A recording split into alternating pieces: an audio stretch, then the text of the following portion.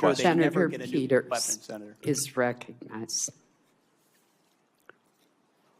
Thank you, Madam Chair, and thank you to our witnesses here today. I want to begin by first echoing my colleagues' comments that we've heard throughout the hearing here, and join them in mourning the loss of American service members who were killed in action these last few days. My thoughts are with their families, with a service member who remains missing, and with all those injured during the strikes, and I will continue to pray for their families. Secretary Hegseth, over the course of the war with Iran, I have repeatedly expressed concerns regarding the administration's lack of a winning strategy and repeated contradictions about the state of the war. It frankly doesn't help that you and your president continues to mislead the American people. You and the president have repeatedly said that the war, as we've heard over and over again, is almost over or already won. In fact, the president alone has said the war is almost over more than 30 times. On March 1st, the president said, we'll be done in 4 or 5 weeks. On March 9th, he said the war was very complete. On April 8th, he declared total and complete victory, 100%, no question about it. On the same day, you declared Operation Epic Fury was a historic and overwhelming victory on the battlefield, a capital V military victory by any measure. And yet today, July 21st, we have soldiers whose remains are sadly going to be returned to their deeply grieving families tomorrow. Clearly, the war is not over yet. After months of conflict, our strategy to win remains unclear. I have long said the United States has the strongest military in history in the world, and I have no doubt that our brave service members can execute any mission and prevail in any battle. But without a clear winning strategy, we're at risk of being in another forever war that'll put our service members in continued harm's way and continue to cost taxpayers billions of dollars. Secretary Hegseth, despite your failure to win this war, you are back now before Congress asking for almost $70 billion in additional funding. You're asking the American people for a blank check because, once again, the Trump administration's efforts have been an utter and complete failure to win this war to this point. So my question for you, sir, is how is your strategy different than what we've seen in the past? So far, we have not seen a strategy that's been successful. You mentioned nuclear material is the primary goal of the war. It still exists. We haven't dealt with that issue yet. You talk about the destruction of missiles, and yet the missiles that we saw hit recent targets are actually somehow more lethal, more deadly, more maneuverable than what we have seen in the past. So they're obviously improving their munitions. The Strait of Hormuz is still closed, reminding everybody it was open before the war.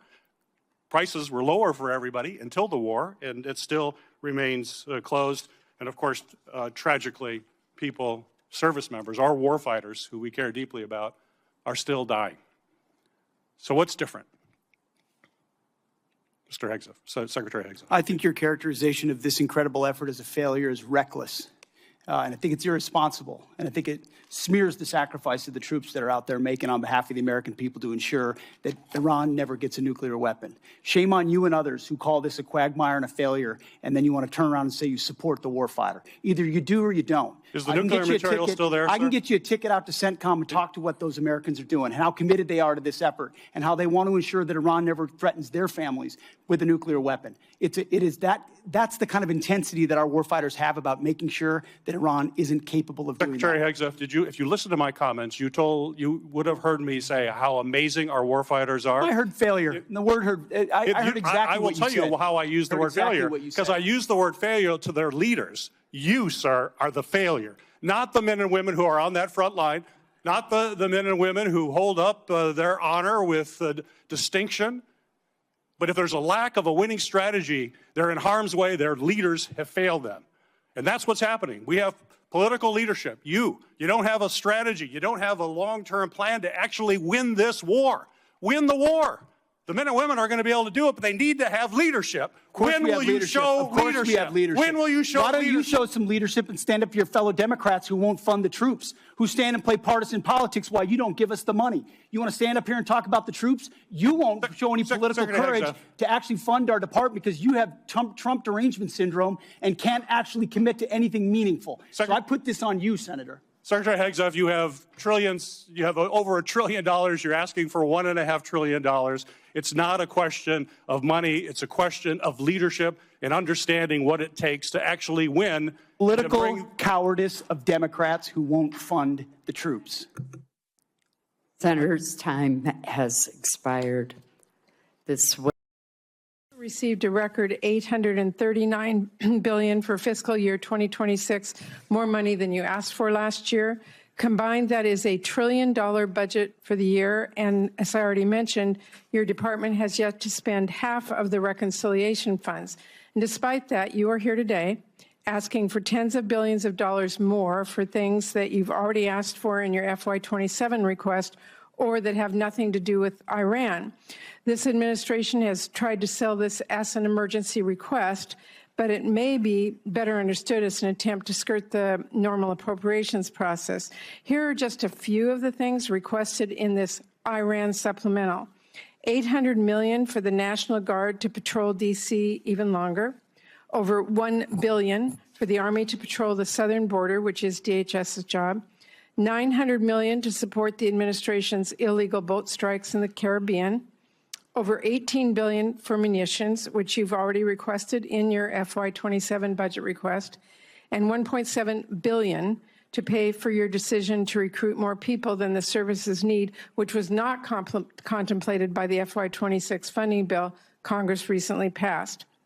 Now, you've already submitted a reprogramming request on this that our subcommittee is considering now, which really underscores the point I made in my opening remarks that the problem is not a lack of money, but poor planning. So I'll be blunt. The truth is your request does not make a lot of sense. So let me ask you a simple question. Why exactly are billions of dollars more for the National Guard and this administration's illegal strikes in the Caribbean urgently needed for the Iran war? Well, Senator, I wouldn't, of course, agree with your characterization, but why this kind of spending is needed is because of the gross negligence and neglect of the Biden administration inside our department.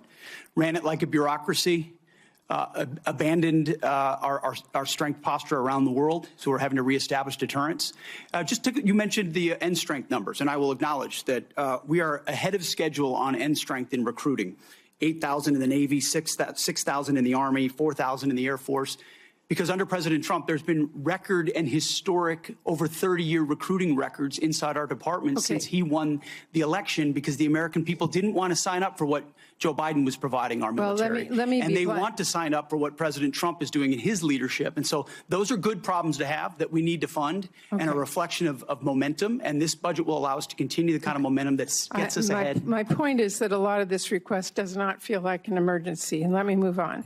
Secretary Hegseth, like most Americans, I've had a lot of trouble following this administration's contradictory statements about the war. On April 8th, you said, and I quote, their missile program is functionally destroyed, launchers, production facilities, and existing stockpiles depleted and decimated and almost completely ineffective. Mr. Secretary, Iran has been firing at U.S. military bases in the region and its ships for the last week. How is it possible, if their capabilities were, quote, functionally destroyed 3 months earlier, as she claimed, for them to be doing this now?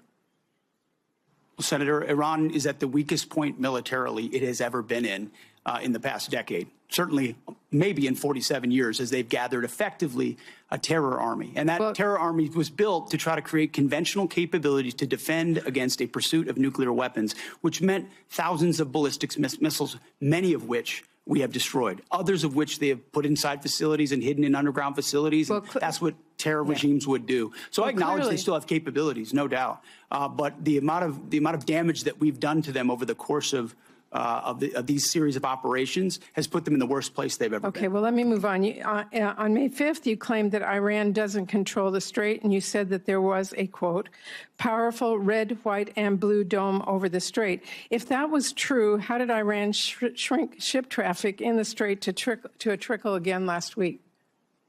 We pushed almost, I believe, between 400 and 500 million barrels of oil under the nose of Iran over the course of Project Freedom, which went underground, which I acknowledged after we did so covertly because it was more effective to do so quietly than to do so publicly. So we've been in control of moving traffic through there for quite some time. Will they retain the ability to recklessly shoot at commercial shipping? And that's what happened. We had a ceasefire, and then they shot at commercial shipping Well, you recklessly also as a state. said at That's what that changed it. same press conference, and I'm going to quote you, you urged Iran to, quote, let innocent ships pass freely. These international waters belong to all nations, not to Iran to tax, toll, or control. Last week, President Trump said the U.S. would charge a 20% toll to each ship to pass through the state. So based on your opposition to tolls, did you talk to the president out of that idea, or did someone else? Iran's not charging tolls, and they're shooting at ships right now. But Trump said that he wanted to charge a 20% toll. We have a blockade right now of all Iranian ships and Iranian ports, and it's effective. My time is out. Asa. I'll yield my time to Senator Ossoff. Thank you.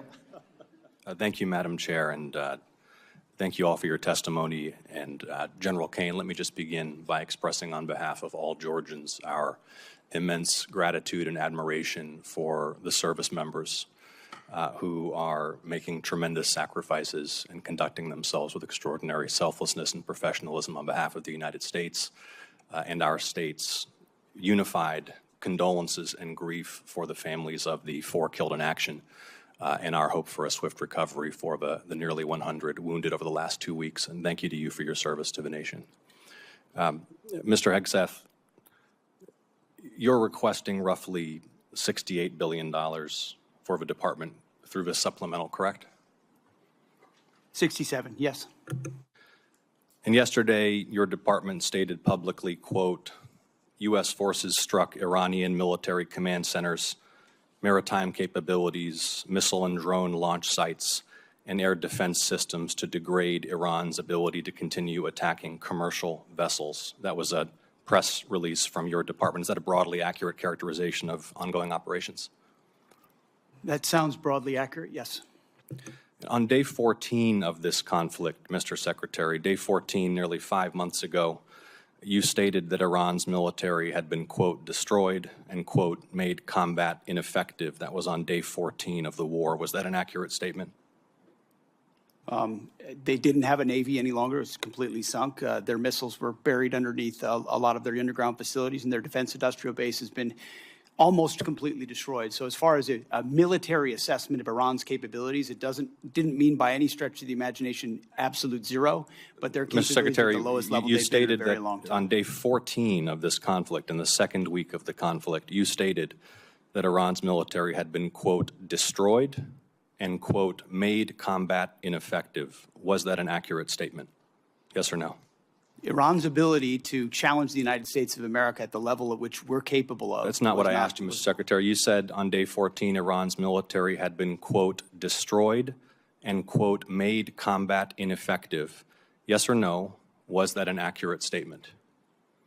What the American military has Will you done answer to the the question? Iranian military is a historic military Will you defeat, answer the and they're question ineffective under oath? in that context. 3 weeks later, you declared victory. That was now nearly 4 months ago.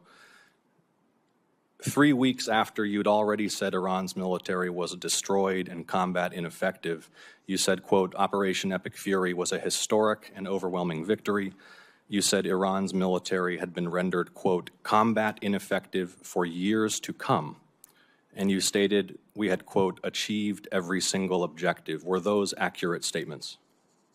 It certainly was, on behalf of the men and women in uniform, a historic military victory over Iran. Had There are Iran's other- military been rendered, quote, combat ineffective for years to come? That was They a had statement that you made 4 months ago. They had 160 naval vessels You need in to the answer Blue the Water questions, Navy, Mr. and they're gone. Secretary. Their You Air said- Force you is said 4 months completely ago- combat ineffective, you and they said don't 4 have a months defense ago- industrial base. Excuse So me, Mr. describe to me a Secretary. country that doesn't have an Air Force, a Navy, or a defense industrial base, and Mr. I will describe to Secretary- you a country that does not have an effective Mr. military. Secretary, you It stated- can lob missiles. Got Mr. it. Secretary, you stated missiles, 4 but it's months not a ago combat that effective Iran's military. military had been rendered, quote, combat ineffective for years to come. Has Iran's military been, for the last 4 months, combat ineffective? It's been set back not just years, but likely decades. You considering stated we it had, can't quote, build at the level you it did stated- before, and not you even stated close. we It doesn't had, mean it quote, doesn't have capabilities. Mr. Secretary, you stated we had, quote, achieved every single objective. Was that an accurate statement 4 months ago? The main objective of this was to ensure that Iran never gets a nuclear weapon. Their main sites were obliterated. We're watching over them, and we're holding them at issue. If they don't give them up at the table, there's other ways we can take them away. Early in the conflict Iran will on never day have a 3, nuclear Mr. weapon. Secretary, early in the conflict, day 3, you said one of those core objectives was to, quote, destroy the missile threat, and as you restated on day 5, to, quote, obliterate Iran's missiles and drones. Those were clearly and repeatedly stated core objectives of the campaign, which 4 months ago you declared had been completed victoriously with every single objective achieved. Were those objectives achieved 4 months ago? No one ever stated that every single missile was gone. Ultimately, combat ineffective means they're not able to dig them out of their UGFs and shoot Had at the us. missile It threat doesn't mean they been don't defeated have 4 underground months facilities ago? where they put missiles in them and hold on to them because they're the world's largest state sponsor of terrorism. So we never expected they would stop having capabilities to shoot. The question is at scale against an opponent like the United States of America, which went toe-to-toe with them, and Iran couldn't. And You cannot stated on handle it. March 8th, day 9 of the war, on 60 Minutes, you assured the American people of Iranian surrender. Does that remain your prediction? Ultimately, Iran will never have a nuclear weapon to threaten the United States of America. That has been the objective, and it remains so. So just to review, you will not answer whether your statement made on the 14th day of the war that Iran's military had been, quote, destroyed and made combat ineffective was a truthful statement to the American people as you sit here and ask for tens of billions more The for the conflict. senator's time has Had a expired. historic and effective military campaign against the largest state sponsor of terrorism. Won't and will answer the ensure they question. never Senator get a nuclear weapon, Peters Senator. is recognized. Thank you, Madam Chair. Thank you all for being here today. General, in the war between Russia and Ukraine, who do we want to win? Sir, I want Ukraine to win. Is Russia America's friend? I'm sorry, sir, I couldn't quite hear your Is question. Russia America's friend? I think that depends on your definition of friend. I think it's a complicated relationship. But no, I don't think they're our friends. Thank you. If we could cut off Russia's cash flow, which depends substantially on its sale of oil, would that help Ukraine win?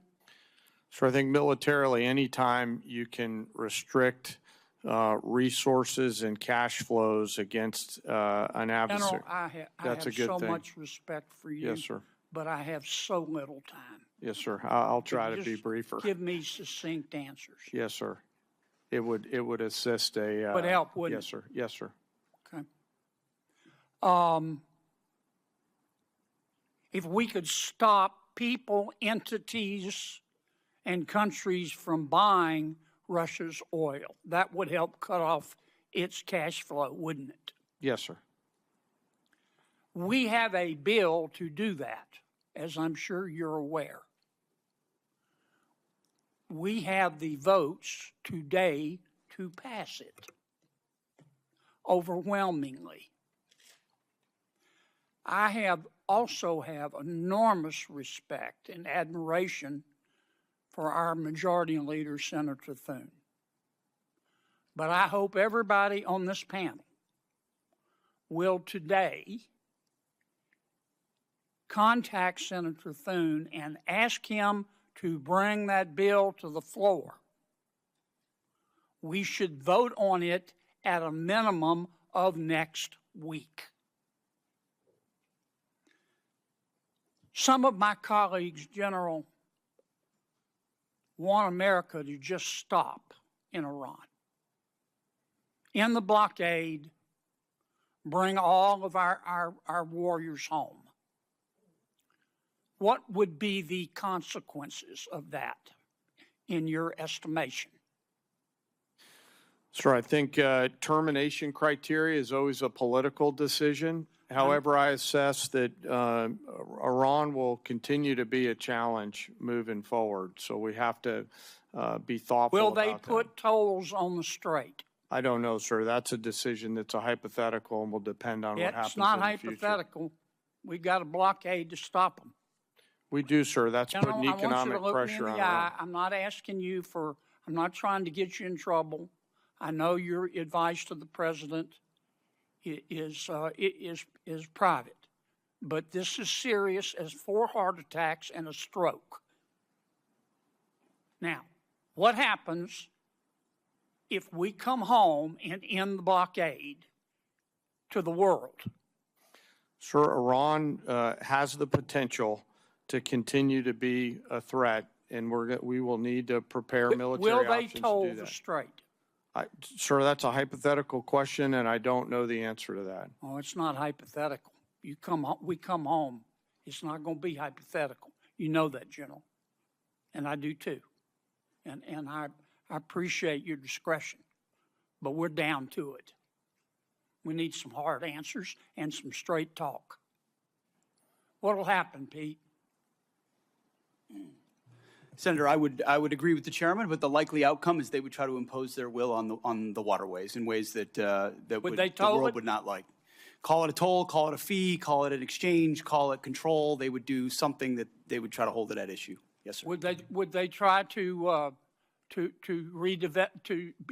commence development again of a nuclear warhead? Part of the reason President Trump had to have the courage to do what he did after Midnight Hammer is that they didn't give up their ambitions even though their nuclear sites had been obliterated. So this is a regime hell-bent on nuclear ambitions, and Guys, President Trump's been willing to go after them. We need straight answers. Do we have the ability to destroy whatever is underneath Pickaxe Mountain? Senator, a lot of our capabilities are classified, but if anybody in the world can reach anything on God's green earth, it's the United States military, the most powerful military in the world. It's all about options and trade-offs. All right. I'm going to take a little extra time because others got it, Madam Chair. I won't abuse it. Secretary, are shrimpers farmers? Absolutely, yes. There are farmers of the sea. Are oyster harvesters farmers? Yes. In this USDA, They yes. having to compete with other countries who grow oysters and shrimp in a ditch and shoot them full of antibiotics? 100% yes. And if you eat too much of that foreign shrimp and oysters, you'll grow an extra ear, won't you? I'm not sure about that, but I know it is not good. And I also know we Why import aren't we 90% of our inspecting shrimp. the shrimp and the oysters from abroad? Well, it goes much larger than that. Why are we importing so much from abroad, which goes to the president's trade agenda? I'm in big trouble. Yes, you are. Guys, look, we need straight answers now. We're down to it.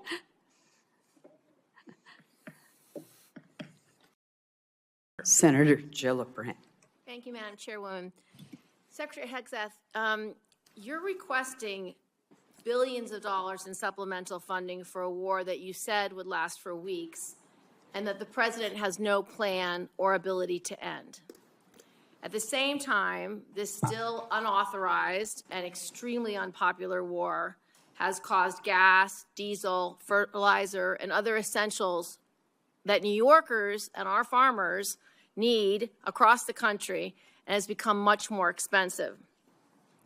So how do I go back to New York, and what would you say to them who are seeing their health care bills rise because massive cuts to Medicaid? They've seen their grocery and gas bills rise, and this unpopular and unauthorized war abroad is a higher priority to this administration than their ability to feed their families. and provide health care to their loved ones who are sick?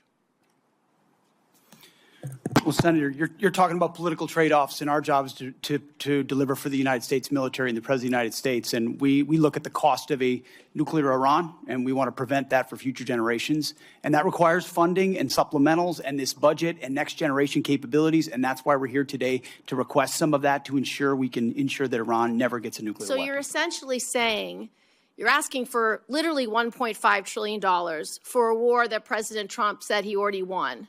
You're asking for $1.5 trillion, unlimited money for bombs, but insufficient money in for the American people, for their health care, their food, their housing, and our farmers, Secretary Rollins, who we have cut SNAP program. We are not funding the losses from emergencies that have happened in blue states, particularly when That's we not had true. frost. That's False. not true. False. You're not funding it. But back to you, Secretary Hegseth. And I would like to You respond to the continue fertilizer and the Have gas. your chance, Secretary Hegseth. There's no reason to be rude. You are asking for unlimited money for bombs when people can't feed their families. And I don't know how this administration intends to defend those decisions to the American people. Not unlimited bombs, Senator. I'm asking for the right bombs at the right time to ensure we can deter our adversaries into the future. And that's how this is a Okay, generational but see, investment. And it was the Secretary previous Hegseth, administration the reason why that didn't people are fund this so department. upset, They the didn't reason fund why it. they are so upset with you and this administration is because the words you have used in the past don't add up.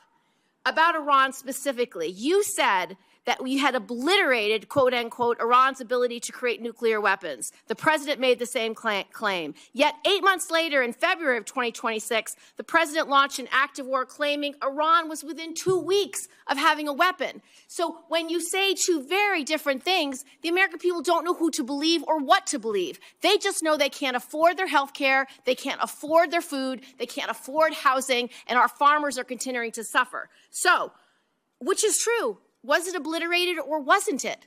What's the status? The nuclear sites under Midnight Hammer were obliterated, but Iranians foolishly continued to attempt to pursue nuclear capabilities, which is why we destroyed their defense industrial base Okay. and so many of the other capabilities to ensure they can't get to a nuclear weapon. See, we're staying laser focused on the objective, and you're trying to make campaign commercials. No, we're and not. that's fine. So listen to this. You also say that you made the missile program, quote, destroyed and made combat ineffective, quote, Iran's entire ballistic missile production capacity. Every company that builds every component of those missiles has been functionally defeated and destroyed, and that the missile program, existing stockpiles were depleted and decimated, almost completely ineffective. So why are there missiles left to hit Jordan and result in the loss of life of our brave men and women? As we stated from the beginning, the Iranian defense industrial base is effectively gone. But they do have underground facilities because they're the world's leading state sponsor of terrorism, and they've spent 47 years trying to hide their missiles under mountains, just like their nuclear capabilities, because they would like to get a nuclear weapon to wield it against us. Of the war to believe, because it's either over or it's not over. It's within 2 weeks or it's not 2 weeks. We have no missiles or we have missiles, and that consternation is why so many New Yorkers are perplexed, stressed out, and find this war to be incredibly unpopular because they don't understand the choices that the president's making. They don't agree with those choices. Secretary Rollins, so you have cut over 160,000 New Yorkers have been kicked off SNAP. What do you have against hardworking New Yorkers, children who need SNAP, and seniors who need SNAP? Well, first of all, diesel is down under Biden versus today, 581 versus 480. Gas is down from Biden today from 484 to 386 today. Fertilizer is down 56% from Biden highs. Prices so this are narrative higher than that when you took using, office. Well, all of those prices are higher than when you took office. So you're not that making is life not better true. for That New York is not true, farmers. Senator. And let me tell you what New York is stressed out about is the fact that your state is taking prime farmland and turning it into solar farms. That is absolutely inexcusable. The New York farmers, you will see I have visited that the New York smart farmers farms two vote. times. Do Two vote. times in Senator's upstate New time York. has expired. Senator Murphy. Thank you all for being here today. Secretary Hegseth, the American people either didn't want this war from the start or were deeply skeptical of this war because they have seen this country make the same mistake over and over again in wars in the Middle East, and that is to create either unrealistic or open-ended objectives. You said in March that the United States was, quote, on plan to defeat, destroy, and disable all of Iran's meaningful military capabilities at a pace that the world has never seen before. Obviously, as we've discussed here today, that objective has not been achieved and is not going to be achieved. Iran is more adept than even at the start of the war at hiding their capabilities or repairing after damage we have done. There's an open report that when it comes to their missile sites along the Strait of Hormuz, 30 of 33 are still operational. I wouldn't believe all the open reports, Senator. But I've also heard you say in this hearing that the objectives now seem to be more limited than they were at the outset of the war, that this is about reopening the strait and this is about dismantling their nuclear capability. And the president, of course, has said himself that he thinks Iran has a right to a missile program. So my question is pretty simple. Is it correct that it is no longer a war objective to destroy all of their military capacities? This is what the president has said. Have our goals been simplified to reopening the strait and to getting into a negotiation over a nuclear program? Now, I don't think you have a realistic plan to do either of those things, but I think it's important for us to know what we're funding. Are the objectives much more limited today than they were when you made that statement in March? So I think the objectives have been consistent and clear from the beginning. And I would contrast it to North Korea, where a conventional buildup was used to hide a nuclear capability that eventually evolved to a point where it couldn't be contested. And what Iran continued to do, even after Midnight Hammer, was try to build that conventional capability to dare anyone to stop them from pursuing nuclear weapons. So getting after their conventional capabilities, missile launchers, defense industrial base, their Navy, was all part of it, ensuring they can't blackmail us into pursuing a nuclear capability. Laser focused on Iran will never have a nuclear capability. That's the promise the president has made and that he will keep in every way. I think it's important. It is still a war objective, either through military action or through a diplomatic agreement, to destroy and disable all of Iran's meaningful military capacities, including their missile program.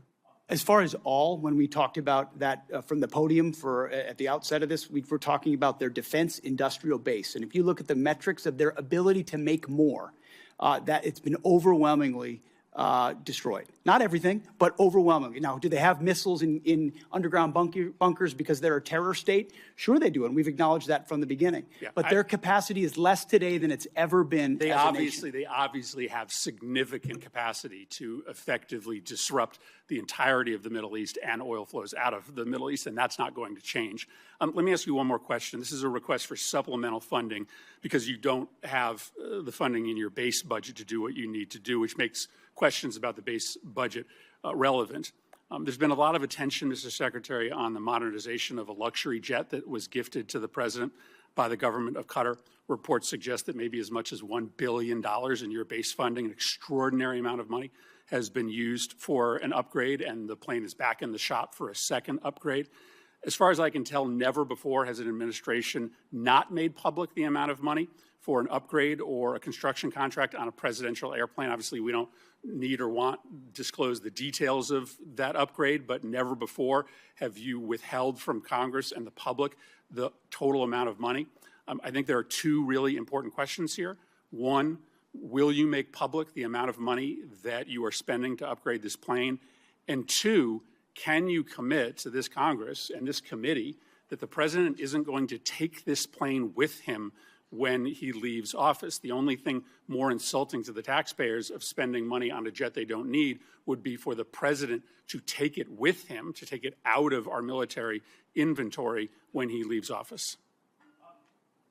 See, the Air Force has done an incredible job making that a capable jet that ultimately, but its capabilities and investment are classified and shouldn't be talked about in That's public not what setting, I'm asking. considering Will the you make security of the amount President of the United States. Will you disclose the amount of money publicly? I would imagine as part of the regular budget process, that's something that we would look at. And will you commit that the president will not take But you have this to look jet? at the classification level of certain things that are not devolved for reasons of national security. Will you commit that the president will not take this jet with him out of federal inventory when he leaves office? That's not a decision for necessarily me to make, and ultimately, we're grateful to have it in the fleet for the Air Force to protect the President of the United States. That's a deeply Senator unsatisfactory Peters. answer to the American public. Regardless of our differing views, the fact remains that there are must-pay bills and urgent requirements facing the department that affect the ability of our military to deter and defend against potential aggression worldwide. Portions of the supplemental request go toward paying these bills and are necessary to restore readiness, repair, or replace battle-damaged aircraft, ships, or bases, and address urgent munitions challenges. I understand and am told that some military services face near-term solvency challenges. What will be the impact on our troops if additional funding is not provided? Are there military exercises, for example, that are at risk of cancellation? What message will we be sending to the world? Secretary Hegseth, either you or Senator or General Kane. Chairwoman, I very much appreciate that question, and it's because it's connected to the real world realities of this budget cycle. There is training right now and training in the future that would have to be curtailed if we do not get our budget needs met and met urgently. And yes, some of that has to do with the current budget cycle and how things come together. But we are a department that for 4 years met funding shortfalls under the previous administration. It was not a priority to fund the Department of Defense under Joe Biden. It also took the munitions and a lot of there were 5 supplementals out of this committee that took munitions one for one and sent them to Ukraine and had tried to replace them with the same bureaucratic process that was too slow and didn't replace them in real time. And then there were threats that were ignored around the world. So you're looking at a lot of negligence and a lot of deferred maintenance that this department is having to catch up on. And so that's why I call this a generational investment. It truly is. This is $1.5 trillion budget with this supplemental being part of it is how we catch up and get ahead and ensure in the process we're putting soldiers and sailors and airmen first, Marines first, Guardians, that their pay increases, that the end strength increases that have gone up because recruiting is at historic levels are fully funded. So rather than trying to play catch up and make sure we're not losing training, we should be ahead of that curve. And that's where we think 1.5 trillion can get us. Thank you. Senator Kane, I keep calling you Senator General Kane, I'm going to ask you to respond for the record because in my remaining time, I do want to ask Secretary Rollins a question. Secretary Rollins, as we heard from the previous panel, our country has many outstanding recovery needs from disasters and other weather-related events over the past 2 years.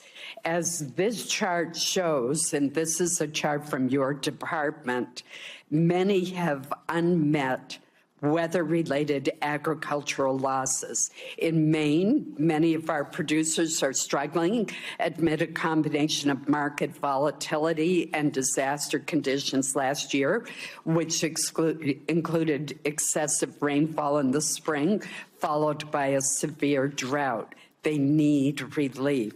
Yet the administration's supplemental request does not include funding to address these recovery needs.